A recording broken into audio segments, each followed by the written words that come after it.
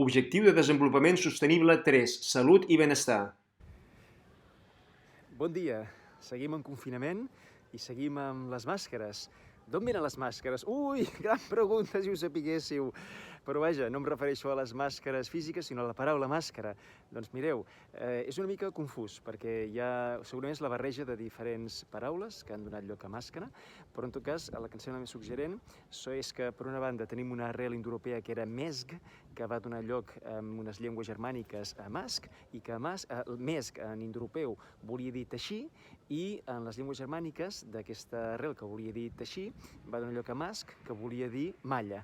I segurament la malla és el que ens posem a la cara per protegir-nos de fum o de partícules, per tant segurament ha donat lloc en aquesta màscara, seria molt normal.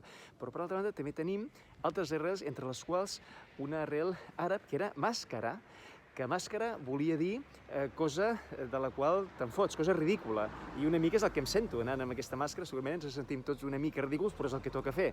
I màscara, en àrab, venia de sakira.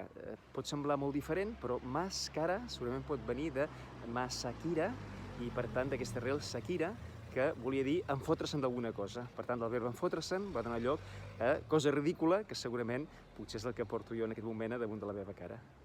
Em podeu seguir a Responsabilitat Global. Gràcies!